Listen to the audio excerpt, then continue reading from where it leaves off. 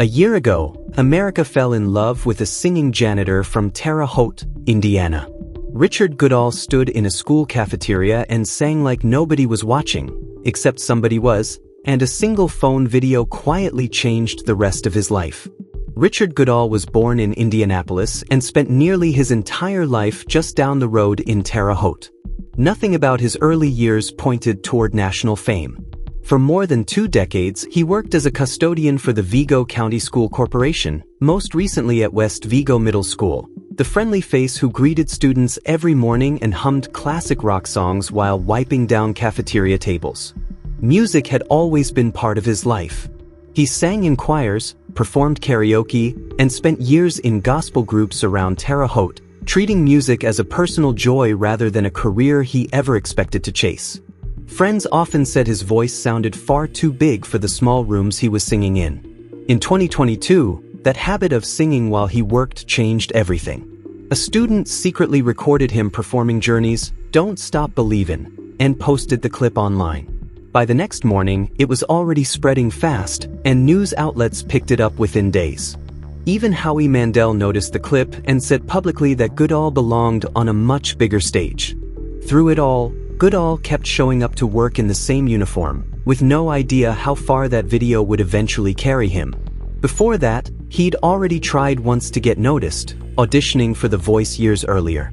Nothing came of it, not even a callback, and he quietly went back to his routine. 2 years after his video went viral, producers from America's Got Talent finally reached out. In May 2024, Goodall boarded an airplane for the first time in his life to audition in Los Angeles, a city that felt like an entirely different world to a man who'd never traveled west of the Missouri River. His nerves showed on stage, but once the music started, something in him settled. His performance of "Don't Stop Believin'" moved the room, and Judge Heidi Klum hit the golden buzzer, sending him straight through to the live shows. Simon Cowell later called it one of his favorite additions in the show's history. From there, Goodall treated every performance like a gift rather than a competition, closing the finale with "Faithfully" and leaving barely a dry eye in the building. When the season ended, Richard Goodall was named winner of season 19, at 55, the oldest champion in the show's history, and the first singer to take the title in 5 years. It was a storybook ending on television, but the real story ran much deeper than anything viewers saw on stage. After the rejection from The Voice, Goodall found comfort performing with a small gospel group. Then the pandemic hit, and almost overnight, that chapter fell apart. Venues closed, gatherings stopped, and the group he'd leaned on for years dissolved. Nothing prepared him for what came next. In 2021, Goodall lost his first wife, Patricia Sue, to kidney cancer. She had supported him through years of doubt and disappointment, and her death left a grief hard to put into words. The home they'd shared suddenly felt unfamiliar and far too quiet. Goodall kept reporting to work each morning simply because that discipline was part of who he was, even while privately learning how to live in a world he barely recognized. Those closest to him could hear the weight in his voice whenever he sang. That sorrow never fully disappeared. It became part of the emotional depth that later moved millions of viewers who never knew the story behind it. Even after everything he'd lost, life offered him something unexpected. In 2022, Goodall met a woman named Angie, long before cameras or contracts entered the picture. She saw him simply as Richard, not a viral video or a future celebrity, and became the steady presence he leaned on through the whirlwind of his AGT journey. Just days before the season finale, the two quietly married in California, celebrating privately with family and close friends rather than turning it into a television spectacle. Goodall later credited Angie during his winning moment, calling her support one of the biggest reasons he found the courage to keep going. Success brought its own toll too.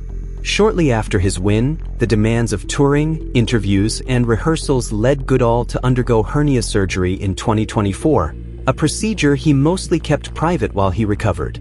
Angie also encouraged Goodall to explore something he'd never dared look into, the identity of his biological father, a mystery he'd carried since being adopted as an infant.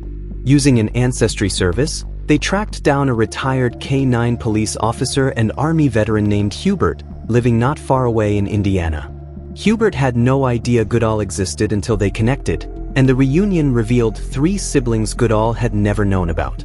Remarkably, his father recognized him first, having seen his face on television during the AGT season, and reportedly asked whether Goodall was the janitor guy from the singing competition. Goodall shared the news publicly, thanking Angie for encouraging him to search in the first place. For years he'd made peace with never knowing that part of his story. Meeting Hubert gave him something he'd stopped expecting to find: a living connection to the other half of his own history. Most people assumed Goodall would leave his custodial job for a full-time music career. Instead, he simply went back to work at West Vigo Middle School, explaining that he genuinely loved the students, the staff, and the structure that job had given him for over 20 years. His hometown embraced him right back, presenting him with a key to the city and holding an emotional pep rally in his honor. That support wasn't new. When the show first required him to fly to Los Angeles, it was friends, neighbors, and strangers who pooled their own money through local fundraisers to get him there. New opportunities kept arriving alongside his routine: the national anthem at an Indiana Pacers game, a show opening for Howie Mandel, appearances at local events like the Circle of Lights, all while he still showed up to work most mornings. Co-workers and students eventually stopped treating him any differently, something he described as a relief. Rather than rushing into a record deal, Goodall built his music career slowly. On August 29, 2025, he released his debut single, "Long Time Coming," recorded in Nashville, saying he felt like the luckiest man alive. He also joined a local group, Sugar Street, playing smaller shows away from the pressure of a national spotlight. That same month, Goodall returned to the AGT stage for the show's 20th anniversary special, opening the night with "Eye of the Tiger."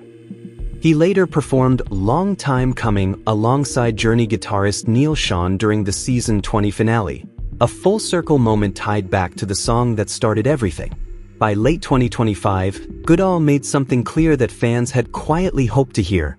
Music wasn't a temporary chapter tied to a reality show, but the direction he intended to keep walking. In November 2025, he headlined the Vigo County YMCA Inspiration Gala back home in Terre Haute, performing his new single alongside "Don't Stop Believin'" to raise money for local scholarships. Around the same time, he began speaking more seriously about future plans, including a possible collaboration with Simon Cowell, early talk of a full-length album, and a possible book deal. His wife even hinted at a film adaptation, an idea that would become reality sooner than anyone expected. For a long time, Goodall balanced 2 completely different lives: one behind a mop, one behind a microphone. In the summer of 2026, after 25 years of service, he officially retired from his custodial position. He described the decision as emotional rather than easy, admitting that walking those hallways one final time hit him harder than expected. Entertainment, he said, is far less stable than a steady paycheck, which made stepping away genuinely scary. Colleagues who'd worked alongside him for years described the send-off as bittersweet, filled with the same warmth that had followed him since that first viral video. Alongside his retirement came another announcement nobody saw coming. Goodall signed a deal with production companies Everard Entertainment and Mad Chance to bring his life story to the big screen, with writer Chris Parizzo attached to the script. Producers pointed to his win, his marriage, and the discovery of his biological family as proof his story was almost too unbelievable not to tell. For Goodall himself, the reaction stays grounded. He still describes himself as a regular guy who got the chance of a lifetime, joking that nobody could have made up a story quite like his own even if they tried. Looking back, from a viral cafeteria video to a wedding on a California beach, from losing a wife to finding a father he never knew existed, Goodall's story reads less like a lucky break and more like years of quiet persistence finally catching up with him. From a janitor humming in a school hallway to a headlining artist with a film deal in the works, Richard Goodall proved that ordinary routines can hide extraordinary talent. It's not just a story about winning a talent show. It's about family, loss, love, and finally choosing to bet fully on a dream.